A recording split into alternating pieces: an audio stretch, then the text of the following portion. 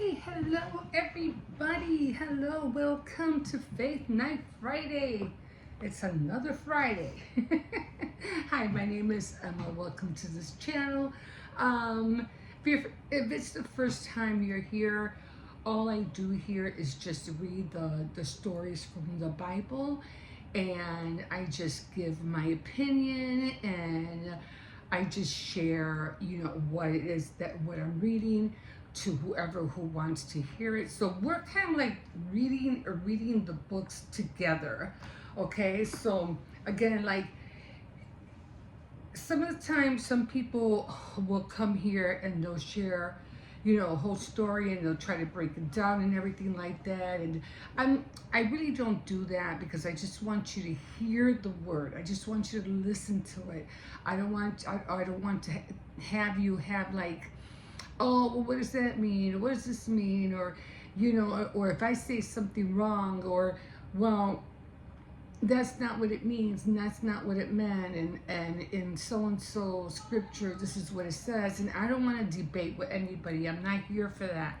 But what I'm here for is just, because we're learning together. I'm learning just as you are. I'm hearing the word just as you are right now.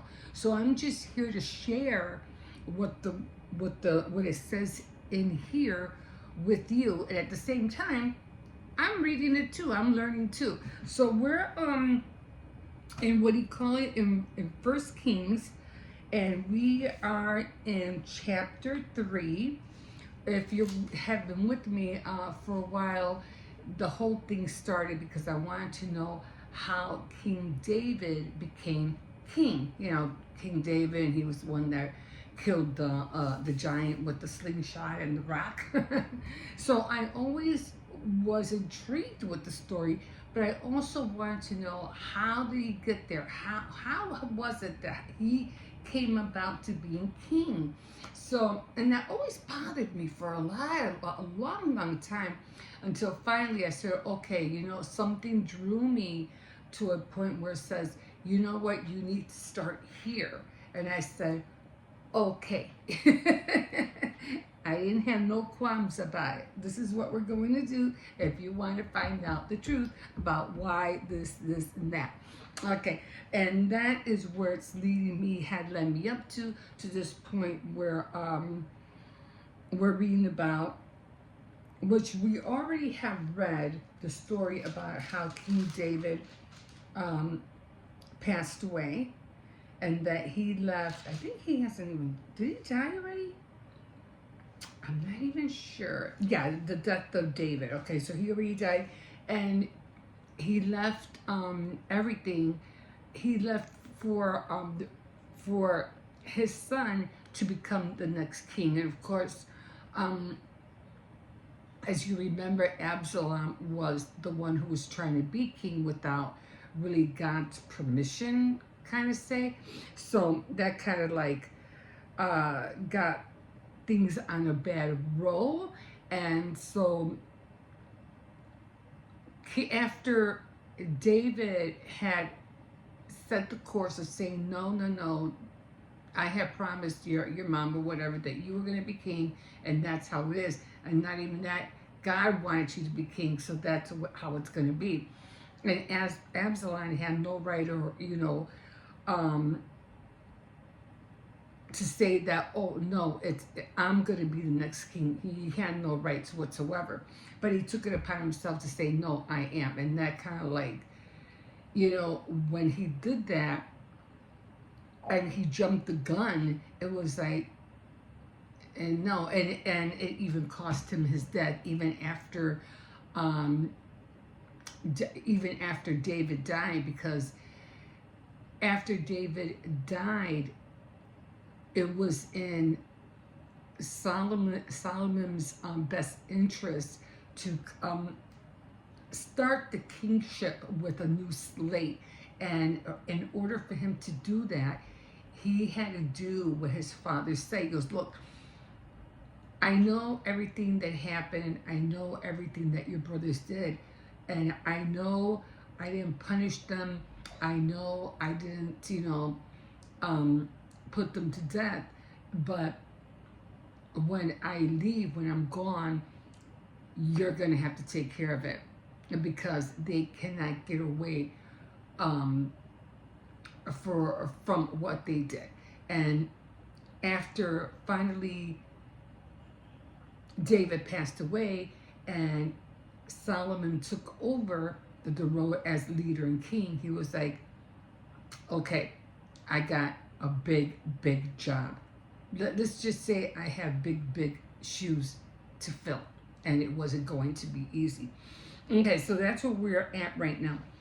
Okay, so we're just going to jump into it. So it says Solomon made an alliance with the king of Egypt by marrying his daughter.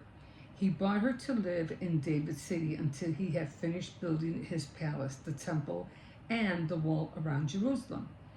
A temple had not yet been built for the Lord, and so the people were still offering sacrifices and many different altars. Solomon loved the Lord and followed the instructions of his father David, but he also slaughtered animals and offered them as sacrifices on various altars. On one occasion, he went to Gibeon to offer sacrifices because that was where most famous altar was. He had offered hundreds of burnt offerings there in the past. The night the Lord appeared, that night the Lord appeared to him in a dream and asked him, "What would you like me to give you?" As Solomon answered, "You always showed great love for my father David, your servant, and he was good, loyal, and honest in his relation with you, and you have continued to show him your great and constant love by giving him a son who today rules in his place. O Lord God, you have let me succeed my father as king, even though I am very young and I don't know how to rule. How am I among the people you have chosen to be your own, a people who are so many that they cannot be counted? So give me the wisdom I need to rule your people with justice and to know the difference between good and evil. Otherwise, how would I ever be able to rule this great people of yours?" The Lord was pleased that Solomon had asked for this, and so he said to him, "Because you have asked for the wisdom to rule justly instead of long life for yourself or riches or the death of your enemies, I will do what you have asked. I will give you more wisdom and understanding than anyone has ever had before or will ever have again. I will also give you what you have not asked for, and all your life you will have wealth and honor more than any other king. And if you obey me and keep my laws and commands, as your father David did, I will give you a long life." Solomon woke up and realized that God had spoken to him in that dream. Then he went to Jerusalem and stood in front of the Lord's covenant box and offered burnt offerings and fellowship offerings to the Lord. After that, he gave a feast for his officials. Solomon judges a difficult case. Now, this was very interesting. I'm pretty sure you guys heard of this one. One day, two prostitutes came and presented themselves before the king, Solomon. One of them said, "Your Majesty, this woman and I live in the same house, and I gave birth to the baby boy at home while she was there. 2 days after my child was born, she also gave birth to a baby boy. Only the two of us were there in the house. No one else was present. Then one night she accidentally rolled over on her baby and smothered it.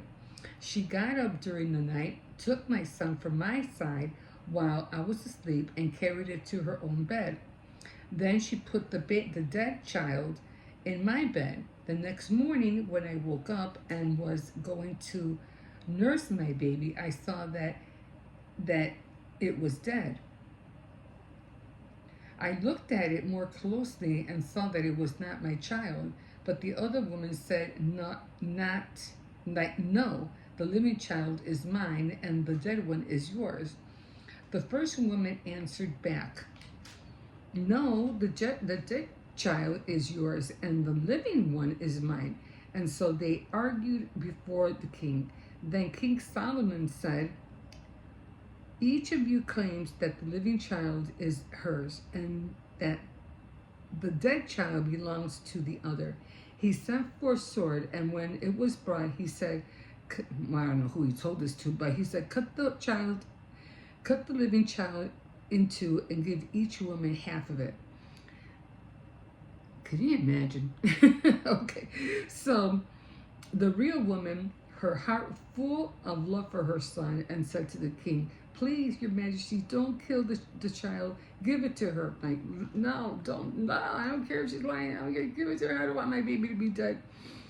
But the other woman said, don't give it to either of us. Go on and cut it in two. Because she was just being like merciless. Like, what the heck am I going to do with half a baby? Like, like, no. And she, I don't know, her logic to me was like, she didn't care anymore because evidently it wasn't her child, so she didn't really care. So she goes, no, go ahead, cut it in half. Then Solomon said, don't kill the child, give it to the first woman. She is the real mother. When the people of Israel heard of Solomon's decision, they were all filled with deep respect for him, because they knew that God had given him the wisdom to settle disputes fairly. So that was just one of them. I mean, I'm pretty sure he had other disputes, later on that, he, of course, took care of, and because God gave him the wisdom to do it, he was able to do so in a fair manner. So they all looked up to him because of that very first time with the children, which was really like insane if you ask me. Like, oh God, can you imagine somebody wanted to cut your baby in half? Okay, anyway, so that's where we're at on there. So let's go to First Kings on the commentary, and we are on the third one. So it says politics. The Jews were not forbidden to marry Egyptians, but Solomon's marriage to Pharaoh's daughter was the first step towards his breaking the law of God and bringing tragic consequences to himself and the people. It was purely a political move designed to bring peace to the land, and it worked. Okay, prayer. How would you answer God's question, what shall I give you? That's a hard one, because he comes to Solomon in a dream and he goes, I know, you are to be king next, but I want to ask you, what do you want? Like, what do you want me to bless you with? What do you want me to give you, since now you're going to be king? And I don't know. Basically, more, yeah, we would say, oh, I want to be the richest person. I want to have all the wealth in the world, or whatever. I want to have the fairest, wife, or I want to have this many children, or whatever. But, and then what should I give you? Your answer reveals what you believe about yourself and the work God has called you to do. So he was practically answering us, what would you ask? What would you ask for?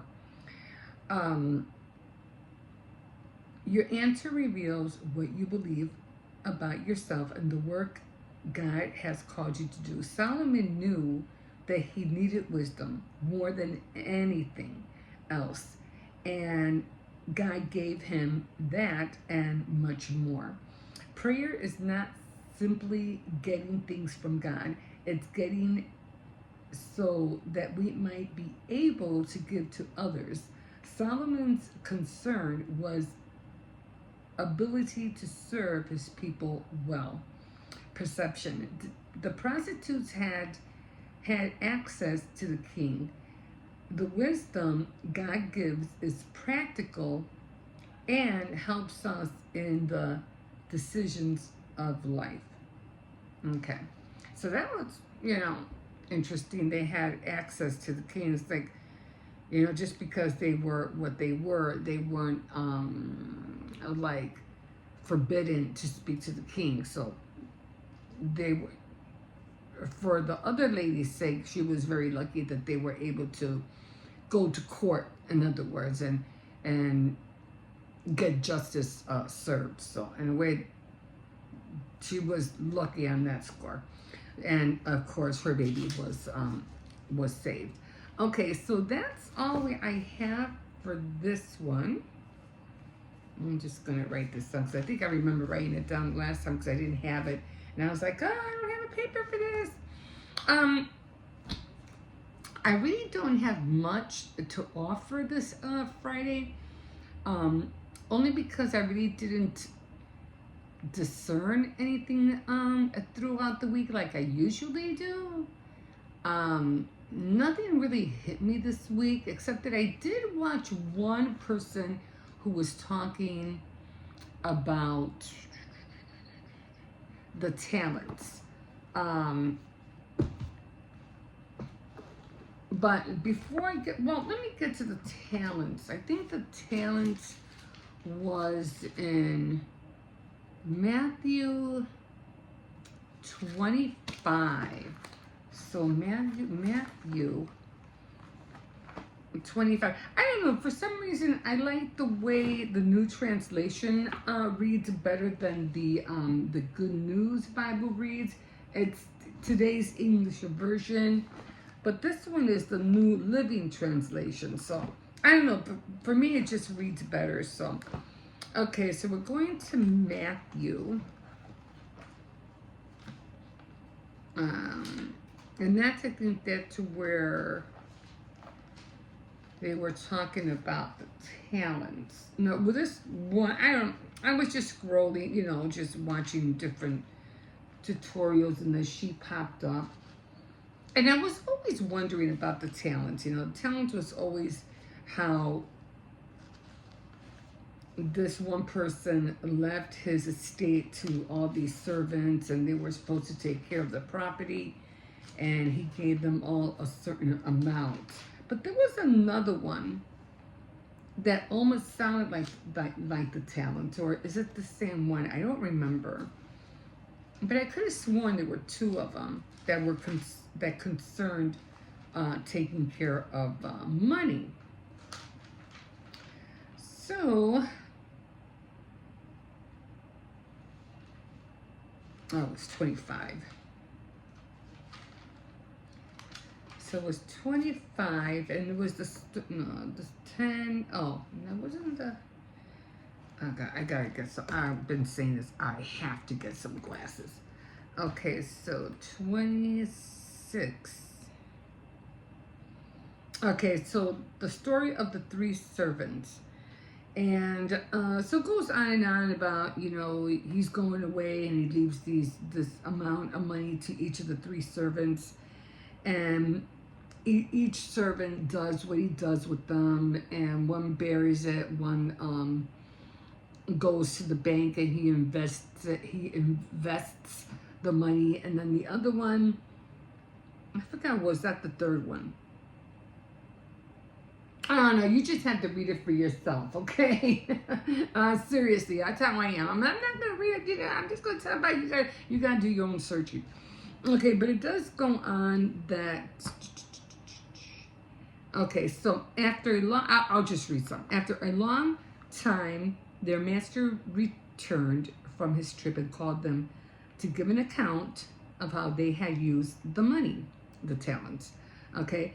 The servant to whom he had entrusted the 5 bags of gold said, "Sir, you gave me 5 bags of gold to invest, and I doubled the amount." The master was full of praise. "Well done, good job, faithful servant." And next came the servant who he received the 2 bags of gold with the report. "Sir, you gave me 2 bags of gold to invest, and I doubled the amount." I don't know, maybe he sold something.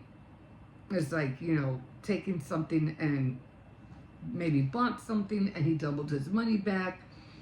Maybe in that kind of way. "I have doubled the amount," the master said. "Well done, a good and faithful servant. You've done well." Okay. Then he goes to the next servant with the bag of gold, the servant with the 1 bag of gold, and came and said, "Sir, I know you are a hard man, harvesting crops you didn't plant and gather crops you didn't cultivate. I was afraid I would lose your money, so I hid it in the earth, and here it is." And the owner, the master, replied, "You wicked and lazy servant, you think I am a hard man, do you? Harvesting crops I didn't plant and gathering crops I didn't cultivate? Well, you should have at least put the money into the bank so it can have some interest.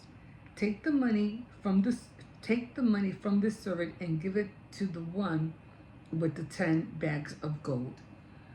So, and then he goes, "To those who use well what they are given, even more will be given. They will have an abundance. But for those who are unfaithful, even what little they have will be taken away." And then he goes, "Now throw this useless servant into the darkness and go away with him." So now throw this useless servant into outer darkness, where there will be weeping and gnashing of teeth. And I think he was describing hell at that point. But yeah, so in other words, you have to remember, everything that we have is not really ours. Everything on this earth belongs to God. So whatever is entrusted to us, we have to make sure that we put it into use. That's our job. Even if you feel like, you have a will and you feel like you really don't have to do anything. No, and I have said it before. It's not your place in this world not to do nothing. You're free to do whatever you want, but for yourself not to do anything? No, you have to do something. Otherwise, in this world, you will, you won't be able to feed yourself, you won't be able to clothe yourself, you won't be able to do anything. So it's very important that you find a way to take care of yourself with the things that God entrusts you with. So that's very, very important. And then we'll go to, I think it was Luke. Was it Luke? I think it was Luke. I think it's over here. So then, and also again, it's not only, being entrusted with the things that you have right now. And he even said the little that you have, and you don't take care of it, it's going to be taken away from you. So in Luke 37, and this for me, this is like one of the golden rules. And it says, "If you give, you will receive. Your gift will return to you in full measure, pressed down, shaken together to make room for more, and running over. Whatever measure you use in giving, large or small, it will be used to measure what is given back to you." So again, it's, what you reap, you will sow. So if And it depends on you how much you want to give, but just remember, the less you give, the less you'll get. The more you give, the more you'll get. So it kind of like falls in that kind of category, kind of a thing. So if you're, and I know a lot of people are really afraid of giving because it's like, well, I can't afford it, or it's my last $5, or, but you got to start somewhere. Okay, I get it. You can't do it. You have to buy a gallon of milk. You have to do this, or you got to do that, or you have to buy laundry, or so to wash your kids' clothes, or you got to do the laundry, or whatever. But the next time around, if you have a little bit extra, and you see that you really don't have to spend it on anything, like I always say, buy something or make something and give it to somebody, because that little bit that you invest will come back to you. So my other question, or I'm trying to wonder, has anybody done their homework? Has anybody bought that candy bar and gave it to anybody? Now I know candy is getting expensive, okay? Like one of these guys, they're like 2 something. Remember when they used to be like 50 cents, 89 cents? Now they're like 2 something. But you can look at the money value, okay? I don't want you to look at the money value. I want you to look at the size of it. Now this is not a small pack. It has 4 Reese cups, okay? And I'm not telling you to take every individual one and give it to somebody. But this is like a full pack, okay? I mean, kids on Halloween night would go crazy to see a pack like this in their trick-or-treat, bag. I mean, like, well, they get those tiny little ones. Anyway, but if you were even to buy half the bag, okay, like half, the double one, that's fine too. But the more you give, the bigger you give, the more you'll get back. Do you understand what I'm saying?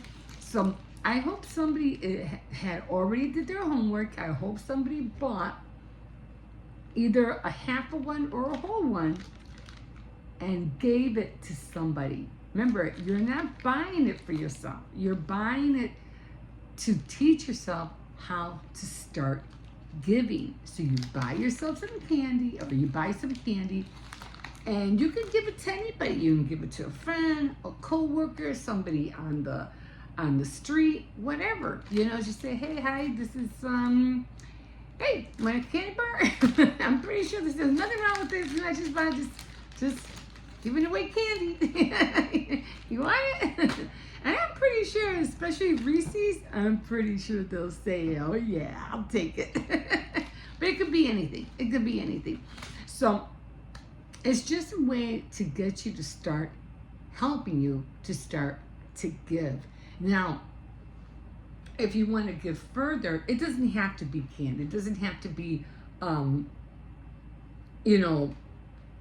anything. It could, in other words, you can make a meal. You can make cookies. You can make a gift basket. It could be small gift basket. It could be a large, big gift basket. It all depends what you do. It could be a card that you make. It could be 10 cards that you make. And you can give multiple cards to other people. You could buy gift cards. And those are a little bit more trickier, I know, because you have $5, $10. But the most that I think, would fit in anybody's budget if you do it right would be the $25 gift card. Because, really seriously, what can you get for $25 these days? I mean, even if it's a $5, I don't even think you can get coffee and a donut with that. But, or maybe 10 you could, maybe a coffee and a donut, but 25 you can get a little bit more. They can get something for their friend, or they can go out to lunch and, for themselves. You'll be buying somebody lunch, $25. That's not a bad deal. So, and you don't look at the amount, you look at the intention of it. You're trying to not only, you're trying to help yourself to get blessed, but you're also blessing somebody else.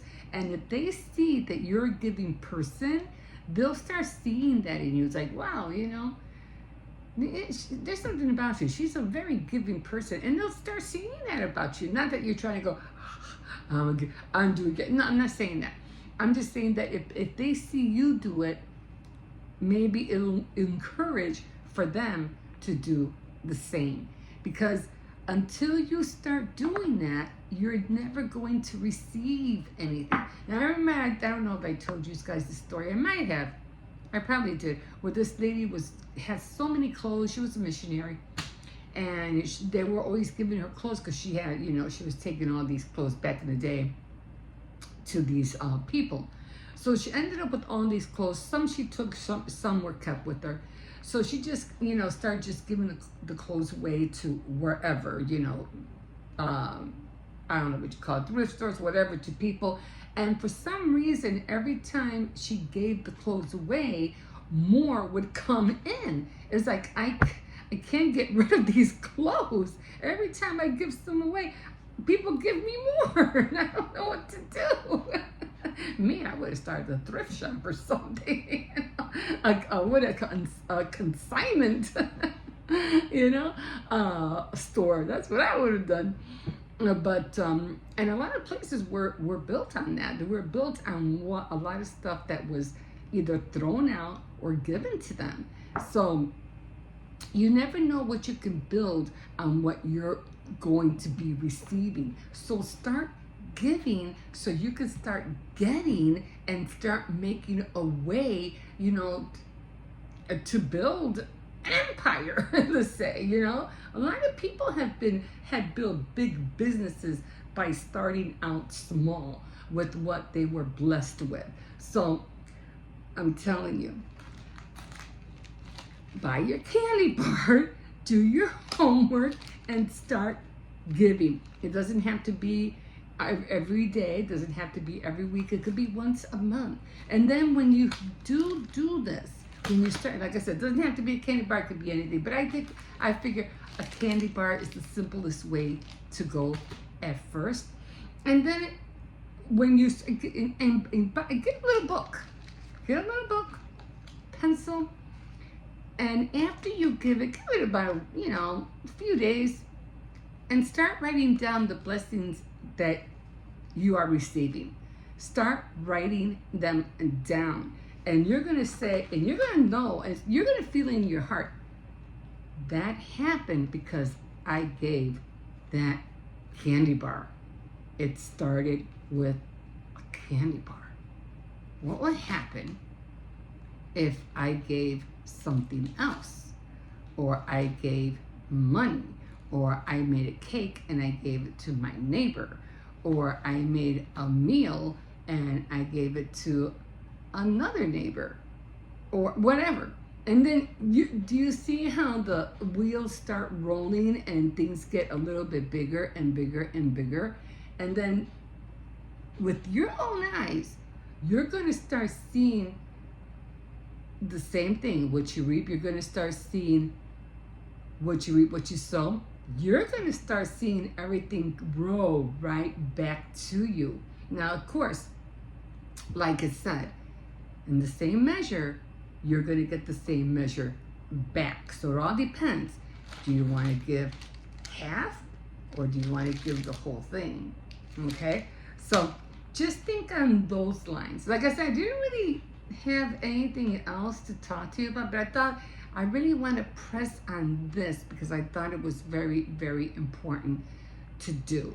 Now, start writing down a log, a money tracker, a blessing tracker, anything that can keep you track of all the blessings that you're getting because of the one thing that you did, okay? And then you'll start seeing the outcome of it. Believe me, you will. And to me, that's a golden rule. For me, it's the cha-ching rule. If you want something, you have to give. So every time you do something like that, I always see it as an opportunity. Like, when you have your tithe or your offerings or whatever, don't see it as a burden. See it as an opportunity. Now, when it comes to tithing, you don't have to give it to the church. No, you don't. No. I mean, if you go to a church, well, then, yeah, I guess. But you don't have to. You can give it to another person. You can give it to somebody who you feel needs it. You can do it that way. If you do go to church, the best thing would be to tithe to that church. But again, you really have to think it on that term. So what opportunity, seek opportunities to give so you can get something to help you with in the long run. Now, the other thing I did want to mention was something about reading the Word.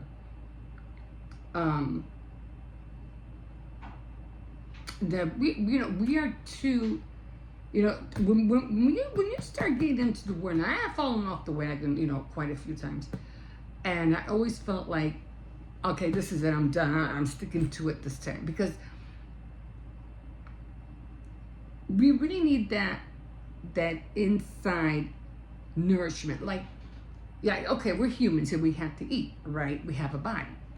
And our nourishment will be like cereal, eggs, milk, whatever, vitamins to keep our bodies going. We need that nourishment for our bodies. But when you have the Word, you're having this for the nourishment of your spirit.